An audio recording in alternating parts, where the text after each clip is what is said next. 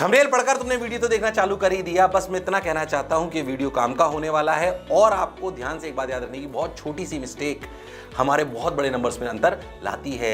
अगर 1 डिग्री दिल्ली से उड़ने वाले प्लेन को जो कि न्यूयॉर्क जा रहा हो सिर्फ 1 डिग्री घुमा दिया जाए तो वो न्यूयॉर्क पहुंचने की बजाय उससे हजारों किलोमीटर दूर लैंड करता है। ये छोटी सी गलती ही रियलिटी में बहुत बड़े नंबरों का डिफरेंस लाती है। वो गलतियां क्या हैं उन्हें समझते हैं।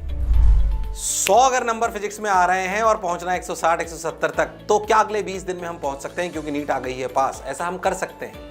रियलिटी में अगर अपन बहुत ध्यान से दें तो प्रैक्टिकली ये उन बच्चों के लिए बात हो रही है जिनका एक बार सिलेबस खत्म हो चुका है पर फिर भी नंबर 100 ही आ रहे हैं। व्यक्तिगत अनुभव से आपको बता रहा हूं कि अगर नंबर कम आ रहे हैं पर एक बार हम सिलेबस पूरा पढ़ चुके हैं तो उसके 3 ही मेजर कारण होते हैं।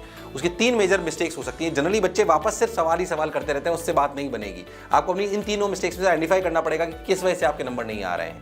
पहला होता है कि आप कैलकुलेशन गड़बड़ कर रहे हो। क्या गड़बड़ कर रहे हो? कैलकुलेशन गड़बड़ कर रहे हो, या आप 1 घंटे में पूरे सवाल पढ़ के समझ ही नहीं पाते, that is speed. And third is कि मैं पढ़ तो लेता हूं पर मैं अपने कॉन्सेप्ट अप्लाई नहीं कर पाता। पहले अपने आप को कैटेगराइज करिए कि आपको किसमें तकलीफ है। अगर आपको कैलकुलेशन में तकलीफ है, आपके आंसर जो है मैच नहीं करते, आप सवाल पढ़ भी पाते हो, समय से भी पढ़ पाते हो, अप्लाई भी कर पाते हो, पर अगर आपकी कैलकुलेशन वीक है तो आपको कुछ नहीं करना है। आपको नीट जो भी प्रीवियस ईयर के सवाल आए हैं उनके सॉल्यूशन को देखना है और जहां जहां भी उनमें कैलकुलेशन है सिर्फ उनकी प्रैक्टिस करनी है। ध्यान सुनिएगा, सवाल नहीं करने। क्या करने? नीट के जितने भी प्रीवियस ईयर के सवाल हैं फिजिक्स के उनको देखिए और साथ ही साथ उसकी कैलकुलेशन की सिर्फ प्रैक्टिस करिए। सॉल्यूशन देखिए उनके, क्या देखिए? सॉल्यूशन। और सिर्फ किसी प्रैक्टिस करनी है? कैलकुलेशन की। आप चाहो तो ये काम आप जेईई मेन के साथ भी कर सकते हो। सर हम तो नीट के हैं पर जेईई मेन का सिलेबस बिल्कुल वैसा ही है, तो आप जेईई मेन के सवाल उठाइए जिनमें सिर्फ कैलकुलेशन हो और उनकी आखिरी कैलकुलेशन को सिर्फ प्रैक्टिस करिए, आपको जरूर फायदा होगा।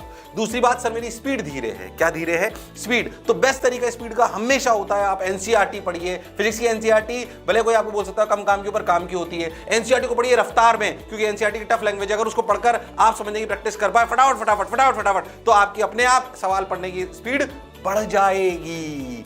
तीसरा जो अपना दिक्कत होती है वो होती है कि सर हम कॉन्सेप्ट अप्लाई नहीं कर पाते। क्या नहीं अप्लाई कर पाते? कॉन्सेप्ट। तो उसके लिए बेस्ट तरीका क्या है? ध्यान सुनिएगा, हमारी समस्या कॉन्सेप्ट अप्लाई करना है, हमें ज्यादा से ज्यादा कॉन्सेप्ट अप्लाई करने की प्रैक्टिस करनी चाहिए। तो सवाल को पढ़िए, पूरा सॉल्व करने की जरूरत नहीं है। सवाल को पढ़िए और सोचिए इसमें कौन सा कॉन्सेप्ट अप्लाई करेगा, पूरा सॉल्व करने की जरूरत नहीं। क्या आप ये सोच पा रहे हो? ऐसे 1 घंटे में कम से भी कम 60-70 सवालों को सोच लीजिए।